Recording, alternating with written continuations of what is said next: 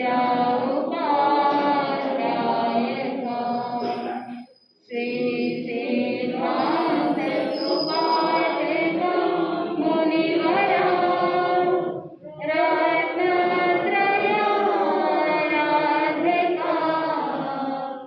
पंचैके परमेष्ठिनं प्रतिदिनं कुर्वन्तु नो मंगलम् कुर्वन्तु नो मंगलम्।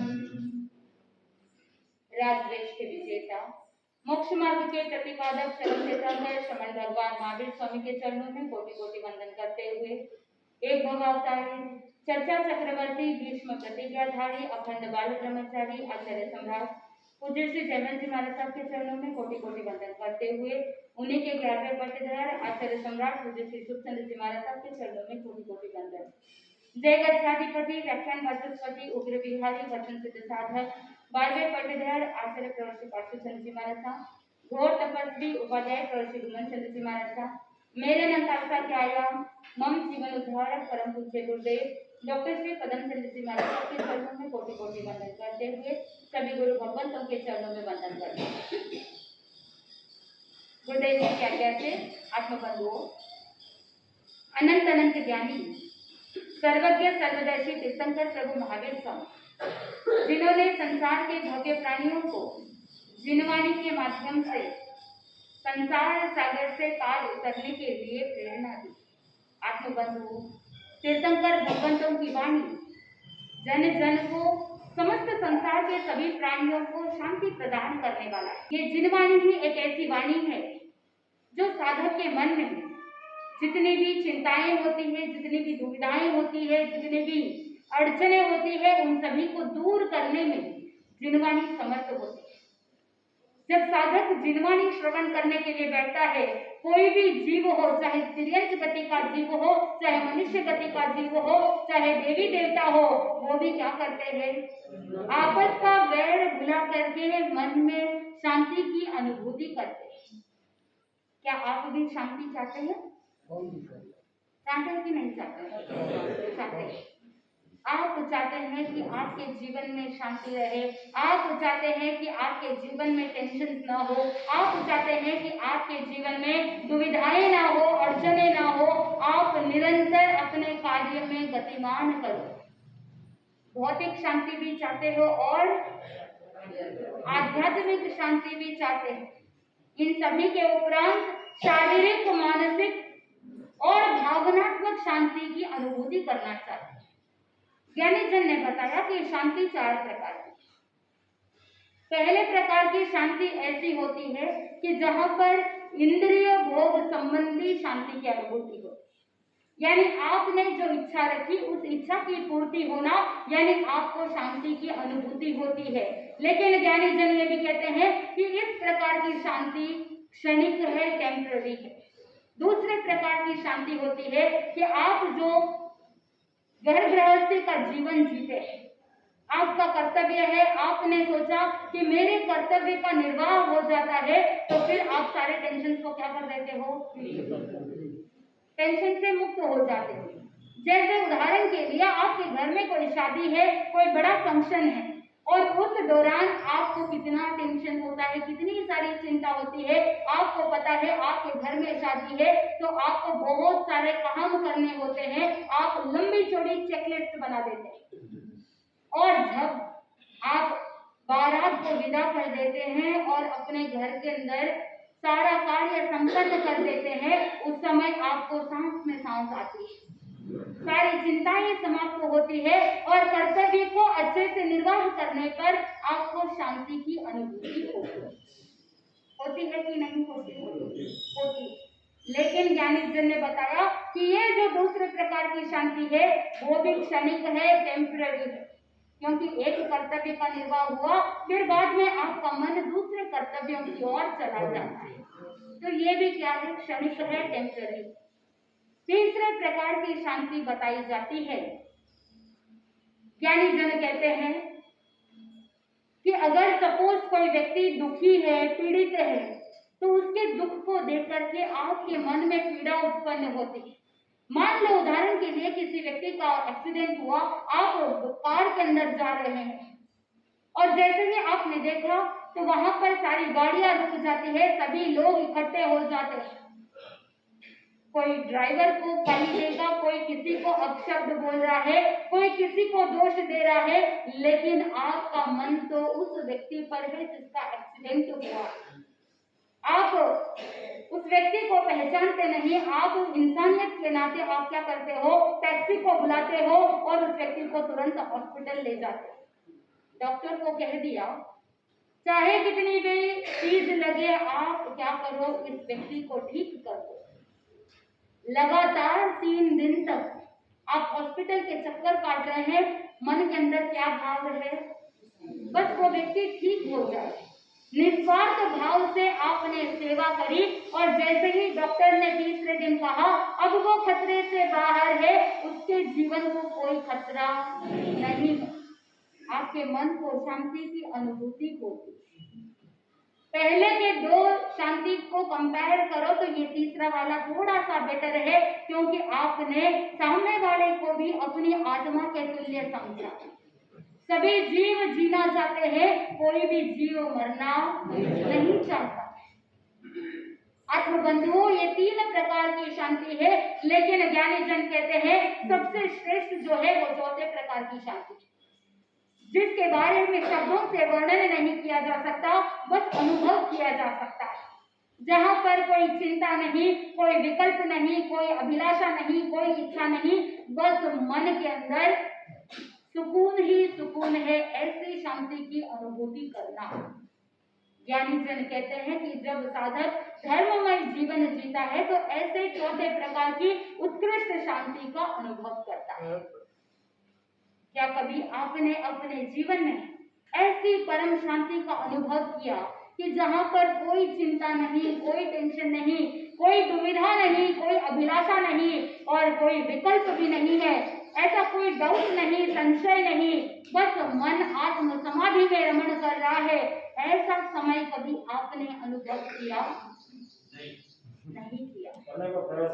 करने का प्रयास कर रहे हैं, लेकिन ज्ञानी जन कहते हैं कि जो अपने जीवन में आध्यात्मिकता को प्रकट कर लेता है, जो जीवन के अंदर सुदेव सुगुरु सुधर्म पर अटूट श्रद्धा रखता है, वो समय समय पर ऐसी शांति का अनुभव कर सकता है, करता है। जब आप धर्म स्थान में आते हैं, गुरु भगवंतों के सानिध्य में पहुंचते हैं, तो उनका आभा मंडल इतना विस्तृत रहता है, उनके चरित्र के कारण से उनकी एनर्जी इतनी पॉजिटिव होती है।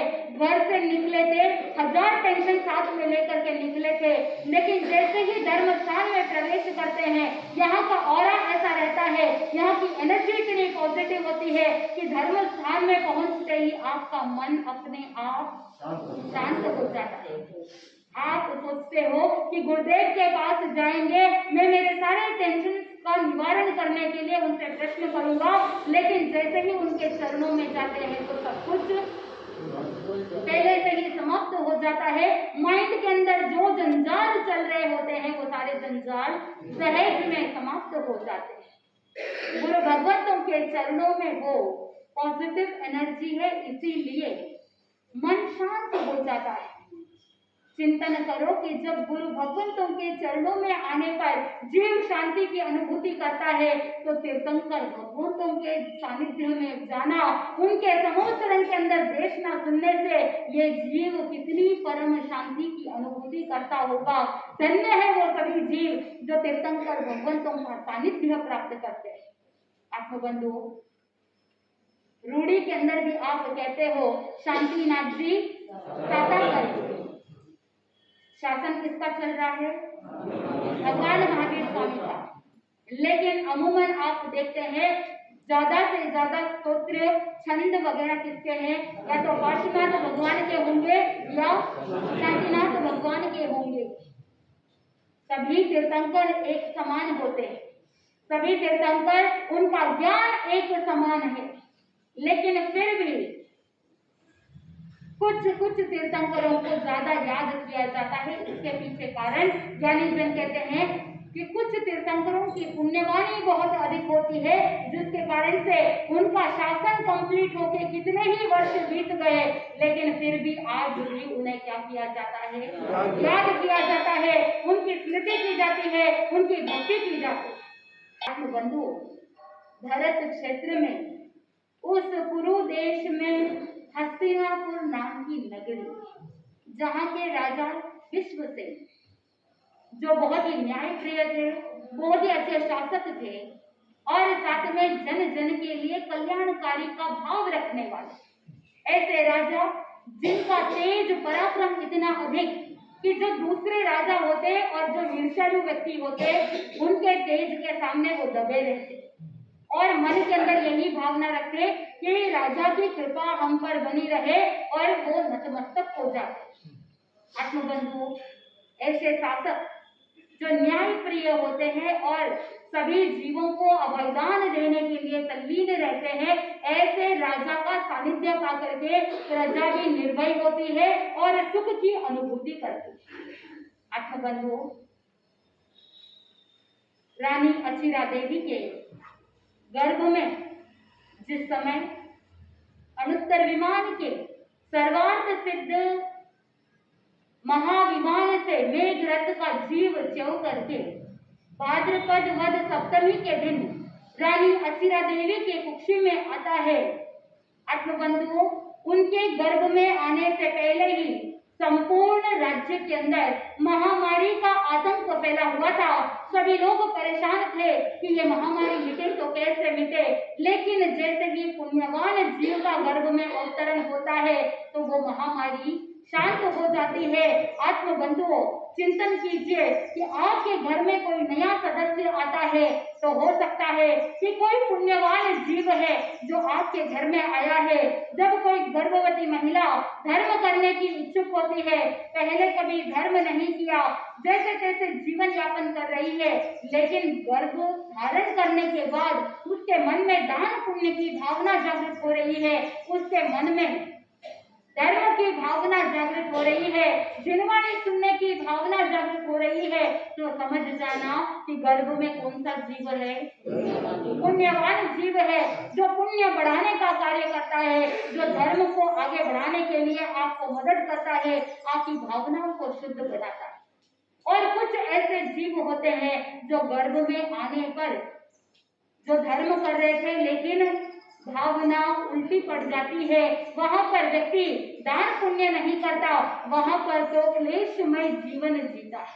तो समझ जाना कि गर्भ में कैसा जीव आया है। कोई वैर का बदला लेने के लिए कोई ऐसा पाप कर्म उदय के अंदर आया तो समस्त लोक के अंदर जितने भी जीव है, सभी जीवों के साथ हमारा कोई ना कोई संबंध पूर्व में रहा हुआ है। तो इसीलिए आप चिंतन कीजिए कि आप कौन से जीव को अपने जीवन में अट्रैक्ट कर रहे हैं, वो आपके ऊपर निर्भर करता है, क्योंकि सभी प्रकार के जीवों के साथ कभी राग का भाव जुड़ा है तो कभी द्वेष का भाव जुड़ा है। जिन परिणामों में आप कर्मों को अट्रैक्ट करते हैं, उसी प्रकार का जीव गर्भ में आ जाता है। इसके ऊपर डिपेंड करता है, इसके ऊपर आपके ऊपर, क्योंकि अनंत अनंत कर्म सत्ता के अंदर है। आप तो कह दोगे मेरे किस्मत में ऐसा लिखा था, मेरे भाग्य के अंदर ऐसा लिखा हुआ था, और आपका भाग्य लिखने वाले कौन? स्वयं लिखने वाले हैं। कोई दूसरा विधाता आकर के आपके भाग्य का निर्माण नहीं करते। आपकी जैसी भावना होती है वैसे कर्मों को आपने अपने साथ क्या कर लिया, अट्रैक्ट कर लिया। आपके जीवन में कोई मुश्किल वाला इंसान है, आपके जीवन में कुछ ऐसे लोग हैं जो आपको झेलना पड़ता है, तो किसके कारण से है? स्वयं के कर्मों के कारण से है। किसी व्यक्ति को या किसी वस्तु को या किसी उपादान को दोष देने की जरूरत नहीं है। स्वयं के ही कर्म ऐसे हैं जिसकी वजह से वो व्यक्ति आपके जीवन में आया है। इसीलिए ज्ञानी जन कहते हैं प्रतिदिन नियमित रूप से प्राणी मात्र से क्या कर लो, क्षमा याचना कर लो, शुभ भावना रख लो, ताकि नेगेटिव लोग या नेगेटिव एनर्जी आपके साथ रहे नहीं। आत्मबंधु, जैसे ही शांतिनाथ जी गर्भ में आए माँ अचिरा देवी के कुक्षी में, मात्र गर्भ में आने पर समस्त लोक के अंदर शांति की अनुभूति हुई। वो नरक गति के अंदर नारकी के नेरिये भी शांति का अनुभव करते हैं। और जब ज्येष्ठ वद 13 के दिन उनका जन्म हुआ, सभी ने यही चिंतन किया, जिनके आने पर सभी जगह महामारी शांत हो गई, तो नाम रखा गया शांतिनाथ। आत्मबंधु, शांतिनाथ जी एक ऐसे थे जिनको उसी जीवन में 3 पदवी प्राप्त थी। जब यौवन अवस्था को प्राप्त करते हैं तो विश्वसेन राजा ने अपने पुत्र को राज्यभार सौंप करके वो स्वयं संयमित हो जाते हैं और धर्म की ओर आगे बढ़ जाते हैं।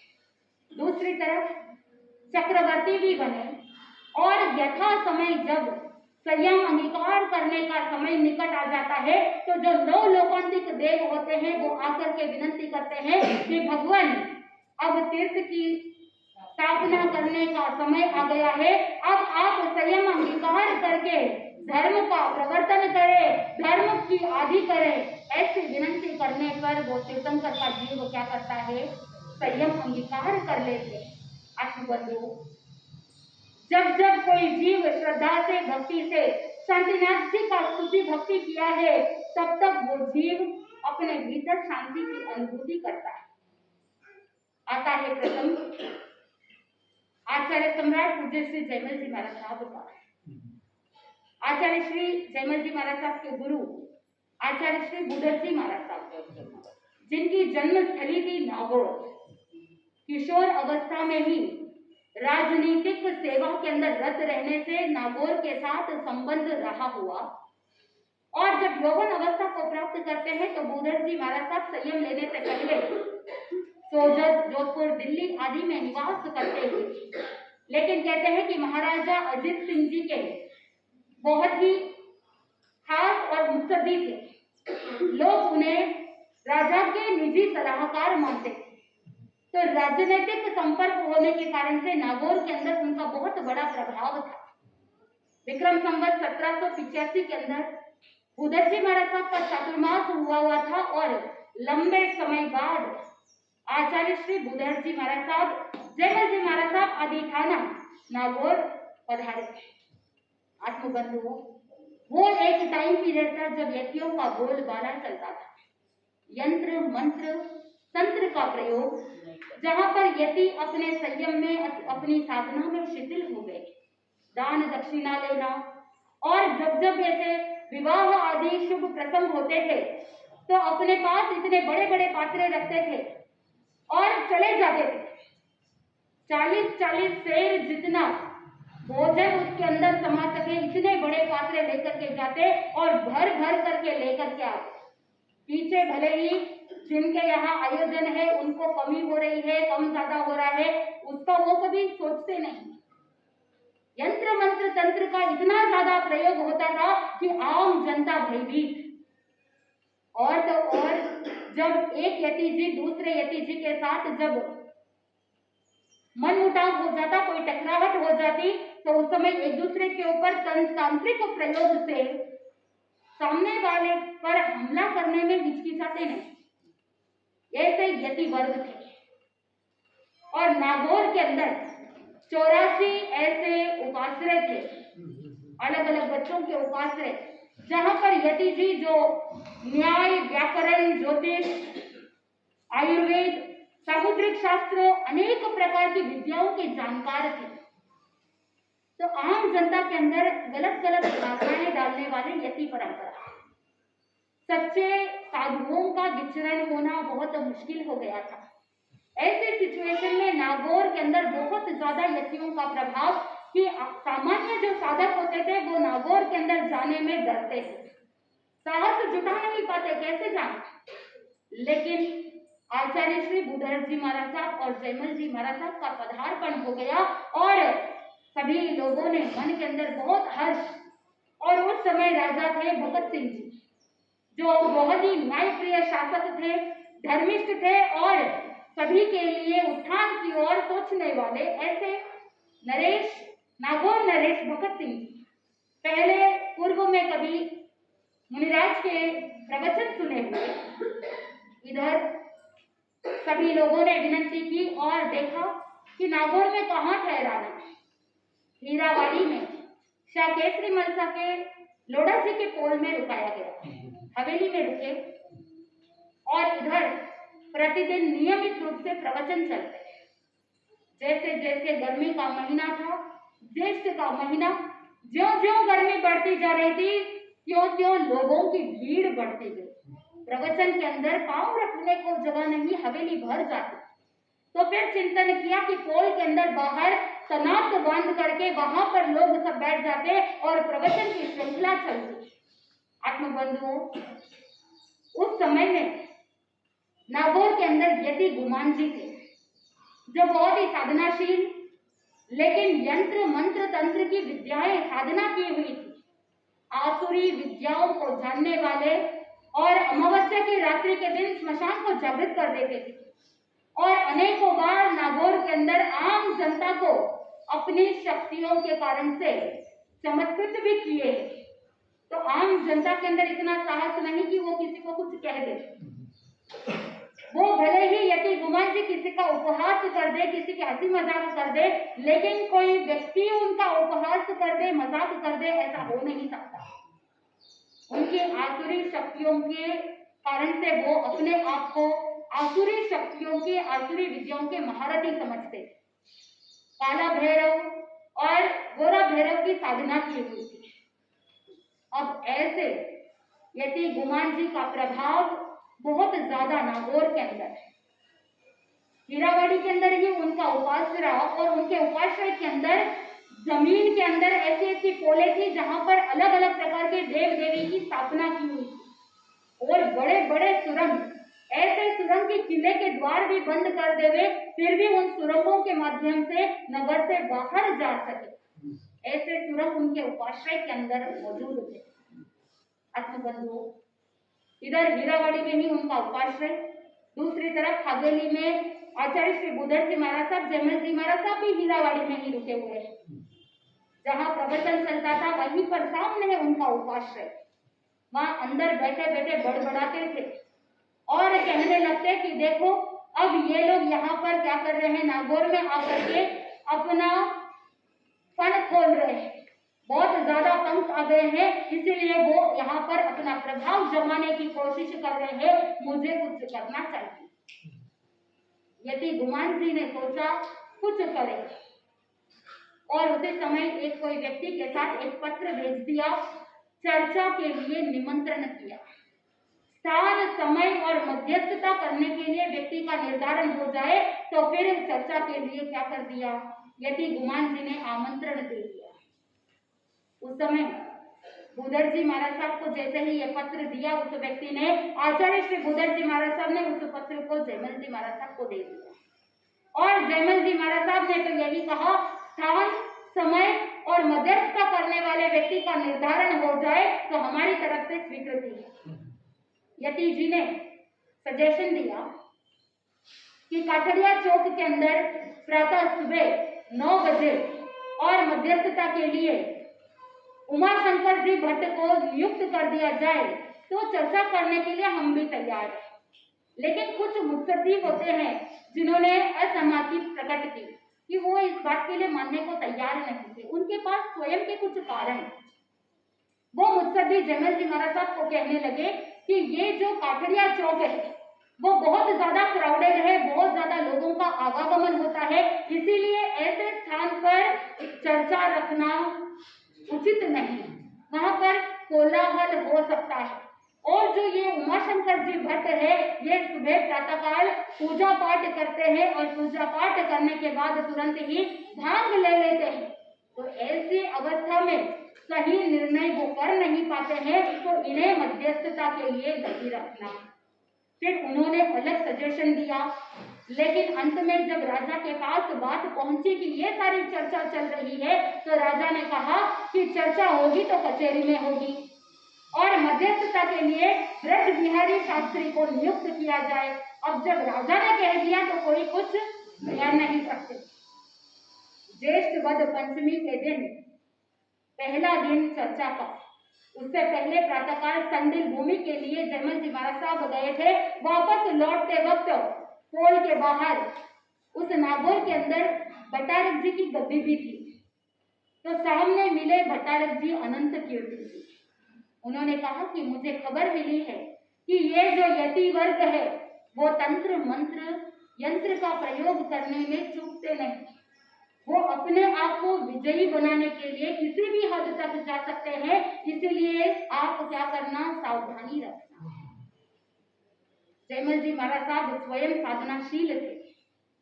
उन्होंने हल्की सी मुस्कान के साथ कह दिया, धर्मो रक्षति रक्षिता।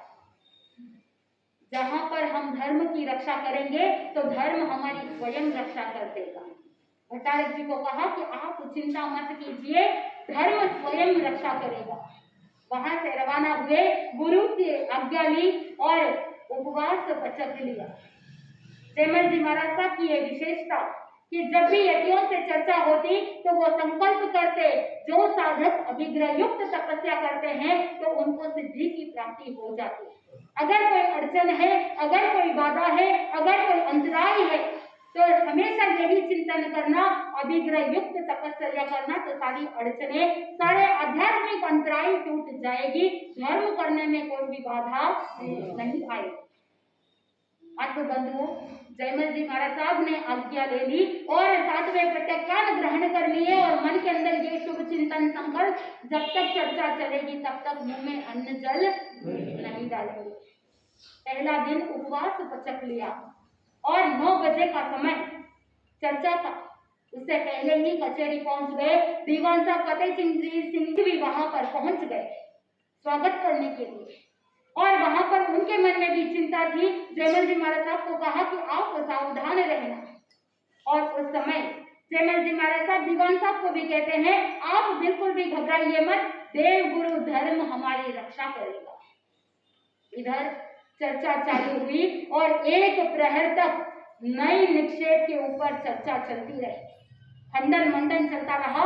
लेकिन जयमल जी महाराज साहब ने आगम युक्त और आगम की जो टीकाएं होती है उन पर प्रत्यक्ष प्रमाण देते हुए, प्रूफ देते हुए सभी शास्त्रार्थ के अंदर निरंतर उत्तर देते रहे। और उनकी परिभाषाओं को सुन करके वो जो ब्रज बिहारी शास्त्री जो मध्यस्थ करने के लिए बैठे थे, वो शास्त्री जी भी अनायास उनके मुंह से निकल जाता, बहुत अच्छा है, बहुत अच्छा है। इधर लोग चिंतन करते, विपक्षी दल भी यही सोचता कि शायद ये जो दिव्य पुरुष है साक्षात सरस्वती पुत्र है, जिनके सामने कोई टिक नहीं सकता, साक्षात ब्रह्मा के अवतार दिखते हैं। बहुत बार यति जी क्या करते कि अपने पक्ष को जब सही रूप से नहीं प्रस्तुत कर पाते तो वो क्रोधित हो जाते, अनसंत बोल देते, अशिष्ट शब्दों का प्रयोग करते।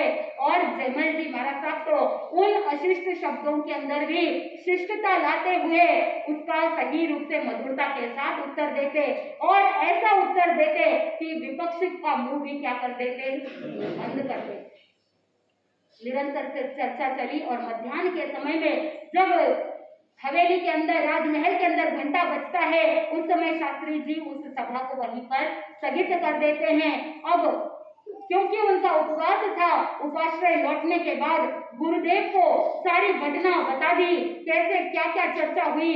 उसके बाद स्वयं जाकर के एक कोने में बैठ जाते हैं, ध्यान करते हुए अगले दिन की चर्चा के लिए मन को तैयार करते हैं और शास्त्रों का पुनः रिविजन करते हैं, गहन चिंतन करते हैं कि कल का चर्चा का कार्यक्रम है वो कैसा रहेगा, किन किन विषयों पर चर्चा हो सकती है। इस तरह से चिंतन करते हुए आगे बढ़े। दूसरे दिन जब शास्त्रार्थ के लिए वहां पर कचेरी में पधारे, समय से पहले ही पधार गए थे, लेकिन उस दिन यति जी कुछ लेट थे। शास्त्री जी ने कहा कि यति जी आप थोड़ा सा समय का विवेक रखें, थोड़ा सा जल्दी आ जाए। लेकिन आपको पता है यति जी, भगवान जी तो अपने अहंकार के अंदर, अपने क्रोध के अंदर रहने वाले, और उन्होंने कहा यहाँ कौन सी लंका लूटी जा रही है, ज्यादा से ज्यादा क्या ही हो जाएगा, इसीलिए ज्यादा बोलने की जरूरत नहीं।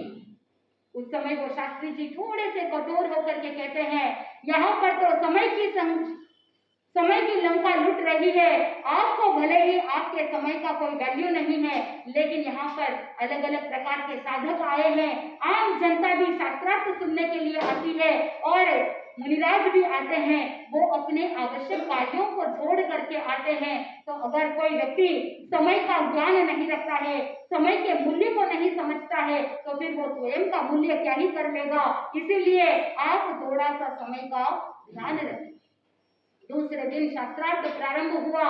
एक तरफ एक खंडन करता है, दूसरा मंडन करता है। ऐसे खंडन मंडन चलते चलते 2 दिन, 3 दिन, 4 दिन ऐसे करते करते 7 दिन व्यतीत हो गए और अब 8वां दिन आ गया। जयमल जी महाराज साहब ने गुरुदेव से आज्ञा ली, 28 के प्रत्याख्यान कर दिए। आत्मबंधुओं, 28 के प्रत्याख्यान। शरीर भले ही थोड़ा सा दुर्बल हो गया था, लेकिन मनोबल बहुत मजबूत था और जैसे जैसे उनके चारित्र का बल था, तप का बल था और उसी तप के बल के कारण से वो चेहरे पर वो तेज नजर आ रहा था। उस दिन जब रवाना हो रहे थे तो आचार्य श्री बुधर जी महाराज साहब ने कहा कि जयमल, आज विशेष रूप से सावधान रहना। कहते गुरुदेव कहते हुए जयमल जी नव दीक्षित संत सूरज मुनि जी को लेकर के वहां से प्रस्थान करते हैं और 8वें दिन व्यवहार और निश्चय नई पर चर्चा चलने वाली थी। और जैसे जैसे चर्चा कर रहे थे, आचार्य श्री बुधर जी महाराज साहब के आशीर्वाद से जयमल जी महाराज साहब जो शास्त्रार्थ कर रहे थे, उन्होंने जो तर्क दिए, उन्होंने जो प्रमाण दिए, यदि गुमान जी के पास कोई उत्तर नहीं था। लोगों के अंदर थोड़ी सी खलबली मच गई। इधर यति गुमान जी अपने पोटली में से कुछ वस्तु निकालते हैं और मंत्रों का उच्चारण करना प्रारंभ करते हैं और मंत्रों का उच्चारण करते करते उन्होंने मूठ का प्रहार कर दिया। मुनि सूरज जी वहां पर बैठे थे। जयमल जी महाराज साहब के ऊपर किसी भी नेगेटिव एनर्जी का प्रभाव हो नहीं सकता, क्योंकि जिनका जीवन ज्ञान दर्शन चारित्र तप के साथ जुड़ा हुआ हो, उनके ऊपर किसी भी नेगेटिव एनर्जी का प्रभाव हो नहीं सकता। और जैसे ही मूठ का प्रहार हुआ, सूरज मुनि जी के शरीर के अंदर हलचल हुई, वहां पर शरीर धूजने लगा और जोर से चीख निकली और वो जमीन के ऊपर धड़ाम से गिर गए। लोगों के अंदर खलबली मच गई, लोग कोलाहल मचाना प्रारंभ कर देते हैं। उस समय जयमल जी महाराज साहब सभी को शांत करते हुए यति जी को कहते हैं, अपने आसुरी शक्तियों का यहाँ पर शास्त्रार्थ में प्रयोग नहीं करना चाहिए, ये ठीक बात नहीं है। उस समय यति गुमान जी कहते हैं कि ये भी एक शास्त्रार्थ का ही अंग है। उस समय मुनि जयमल जी कहते हैं कि यह शास्त्रार्थ का अंग हो नहीं सकता, लेकिन वो यति गुमान जी अपने ही अकड़ के अंदर कहते हैं, वो सुनने वाले तैयार नहीं थे। उस समय मुनि जयमल जी वहां पर बैठे बैठे, जहां पर बैठे थे वहां से उठे और जहां सूरज मुनि जी बैठे थे वहां जाकर के भूमि का परिमार्जन किया और वहां आसन बिछा करके बैठ गए। हाथ जोड़ करके आंखें बंद करके शांतिनाथ भगवान की स्तुति करना प्रारंभ कर देते हैं। क्योंकि जयमल जी महाराज साहब आशु कवि थे, उन्होंने अपने भीतर से भक्ति रस के अंदर ओतप्रोत होते हुए इतनी उत्कृष्ट भावना से शांति स्तुति करना प्रारंभ कर दिया। और उसी स्तुति के अंदर वो कहने लगे, नगर हदिनापुर अतिर भलो जा जनयत शंकर त्रिभुवन तिलो राह प्रणुप्यो जैन हरो श्री शांति दिनेश्वर शांति करो। आत्मबंधु मुनि जयमल जी शांतिनाथ भगवान की स्तुति कर रहे हैं और उसी स्तुति भक्ति के अंदर इतने तल्लीन है।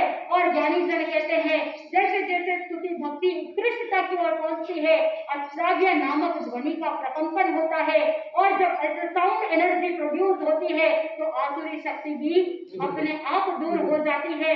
जैसे जैसे स्तुति आगे बढ़ी और जैसे ही स्तुति कंप्लीट हुई और कंप्लीट होते ही सूरज मुनि जी के अंदर चेतना आती है और धीरे धीरे उठ करके बैठ जाते हैं, मानो कि कोई गहरी नींद में से उठा हो। और उस समय मुनि जयमल जी सूरजमल जी महाराज साहब को पूछते हैं, क्या आप अभी ठीक है? उस समय सूरजमल जी महाराज साहब हाथ जोड़ करके कहते हैं कि गुरुदेव आपकी ही कृपा है। 3 बार स्वामी वंदन करते हुए अपने स्थान पर बैठ जाते हैं। मुनि जयमल जी वहां से उठ करके अपनी जगह पर जाते हैं और उसके बाद यति गुमान जी को कहते हैं चलिए अपनी चर्चा को कंटिन्यू कीजिए, शास्त्रार्थ को आगे बढ़ाइए। उस समय यति गुमान जी कहते हैं अब और चर्चा नहीं, अब आज और नहीं हो सकता, क्योंकि उनके अंदर वो अद्भुत शक्ति बची नहीं, वो शिथिल हो गए थे, कमजोर हो गए थे। तो उस समय वो कहते हैं कि आगे की चर्चा हम कल करेंगे। लेकिन जो ब्रज बिहारी शास्त्री जी थे, जो मध्यस्थ करने वाले थे, उन्होंने अपने कठोरता के साथ कह दिया आज ये चर्चा समाप्त होगी, अगर आप अभी आगे नहीं बढ़ाना चाहते हैं तो अपनी पराजय स्वीकार कर लो। उसी समय पुनः पोटली से उन्होंने कुछ वस्तु निकाली और मंत्रों का उच्चारण किया, और जैसे जैसे यति गुमान जी मंत्र का उच्चारण करने लगे, उस समय पूरे सभा के अंदर जितने भी लोग बैठे थे सभी के अंदर गर्मी महसूस होने लगी, जैसे मानो कि शरीर के अंदर बुखार आ गया हो। सभी के अंदर खलबली मच गई और सभी मानो मुनि जयमल जी को देख रहे हैं कि गुरुदेव हमें बचा लीजिए। और उस समय जयमल जी महाराज साहब कुछ आगम की गाथाओं का जोर जोर से उच्चारण करने लगे, और जैसे जैसे आगम की गाथाओं का उच्चारण हुआ सभी लोग शांति की अनुभूति करने लगे आत्मबंधु। और जैसे जैसे आगम की गाथाओं का उच्च स्वर में उच्चारण होने लगा, वो आसुरी शक्तियों का प्रभाव कम हो गया, लेकिन यति गुमान जी के शरीर के अंदर सूजनी शुरू हो जाती है। वहां पर उनके शरीर के अंदर बेचैनी हो जाती है, शरीर के अंदर गर्मी गर्मी होने लग जाती है। उस समय मुनि जयमल जी ने कहा आप अपनी आसुरी शक्तियों का प्रयोग का त्याग कर दीजिए, क्योंकि आपकी ही शक्ति का वापस आपके ऊपर ही क्या हुआ है, पुनः आक्रमण हुआ है। आप अपनी शक्तियों का प्रयोग का त्याग कर देंगे तो आपके शरीर में शांति होगी, सब कुछ ठीक हो जाएगा। तो जैसे ही जयमल जी महाराज साहब ने ये बात कही, वो यति गुमान जी के शरीर के अंदर इतनी पीड़ा हो रही थी कि उन्होंने हाथ जोड़ लिए और जयमल जी महाराज साहब को कहने लगे कि मुझसे गलती हो गई, मुझे माफ कर दीजिए और मुझे बचा लीजिए। और उस समय जैसे ही अपनी आसुरी शक्तियों को समेटा तो वहां पर यति गुमान जी के अंदर भी थोड़ी शांति की अनुभूति हुई, और अपनी पराजय स्वीकार करते हुए वहां पर ब्रज बिहारी शास्त्री जी ने एक अभिलेख तैयार करवाया और जयमल जी महाराज साहब को शास्त्रार्थ शिरोमणि का टाइटल देने के लिए, उपाधि देने के लिए वहां पर एक अभिलेख तैयार करवाया गया। और यति गुमान जी ने अपनी पराजय स्वीकार करते हुए भगवती सूत्र का एक हस्तलिखित आगम उनको भेद स्वरूप प्रदान किया। आत्मबंधु जयमल जी महाराज साहब से यति गुमान जी बार बार माफी मांग रहे हैं कि मुझसे ऐसा दुस्साहस हो गया, मैंने गलती कर दी, मुझे माफ कर दीजिए। और जयमल जी महाराज साहब की इस विजय पर सभी लोग जय जयकार करने लगे। और जब मुनि जयमल जी उपाश्रय पहुंचे, अट्ठाई का दूसरे प्रहर में पारणा किया, और ज्ञानी जन कहते हैं कि वहां पर असत्य के ऊपर हमेशा सत्य की जीत होती है। चाहे कितनी भी असुरी शक्तियों का प्रयोग हो, लेकिन अगर कोई सच्चा साधक है और देवगुरु धर्म पर अटूट श्रद्धा रखते हुए भक्ति भावना रखते हैं, स्तुति भक्ति करते हैं, तो उन सभी नेगेटिव एनर्जीज क्या हो जाती है, समाप्त हो जाती है। भले ही कितने ही काले बादल हो, लेकिन अगर जोर से हवा चलती है तो वो सारे काले बादल तितर बितर हो जाते हैं। ठीक उसी प्रकार आत्म शक्ति के सामने आसुरी शक्ति ठहर नहीं सकती, नेगेटिव एनर्जी ठहर नहीं सकती है। तो जयमल जी महाराज साहब ने अपने गुरुदेव आचार्य श्री बुधर जी महाराज साहब के पास गए और जाकर के सारे घटनाक्रम को बताया, और सूरजमल जी महाराज साहब भी आचार्य श्री की सेवा में पहुंच जाते हैं। आचार्य श्री बुधर जी महाराज साहब अपने शिष्य पर इतना विश्वास रखते कि उनको पता था कि जिन शासन की प्रभाव न करने वाले ये जयमल जी महाराज साहब है। और साथ में अब पहले प्रवचनों के अंदर जितनी भीड़ होती थी उससे कई गुना ज्यादा लोग सच्ची श्रद्धा रखते हुए सम्यक को अंगीकार करते हैं। और जो यति जी के चमचे होते हैं, यति जी के साथ मिथ्यात्व का सेवन करने वाले होते हैं, उनके उपासक भी आकर के आचार्य श्री के पास सम्यक को अंगीकार करते हैं। ज्ञानी जन कहते हैं कि जो साधक उत्कृष्ट भक्ति भावना से महापुरुषों की स्तुति करते हैं वो भीतर से शांति की अनुभूति कर लेते हैं। तो आज शनिवार है, दोपहर के समय में यही शांतिनाथ स्तुति का जाप हम करेंगे, जो आचार्य सम्राट पूज्य श्री जयमल जी महाराज साहब की रचना है। यह एक ऐसी रचना जो साक्षात प्रभाव देखने को मिलता है। अमेरिका के अंदर एक श्रावक जी जिनको नींद पूरी आती नहीं थी और रात्रि के समय में विचारों का जंजाल चलता था, ऐसे समय में उनको हमने बताया कि आप प्रतिदिन रात को सोने से पहले शांति स्तुति सुनिए, शांति स्तुति का पठन पाठन कीजिए और जब वो नियमित रूप से शांति स्तुति श्रवण करने लगे, उसके बाद उनकी जो अनिद्रा की प्रॉब्लम थी और मन के अंदर जो विचारों के जंजाल चलते थे वो सारे जंजाल समाप्त हो गए, ओवर थिंकिंग खत्म हो गई और मन हमेशा शांत रहने लगा।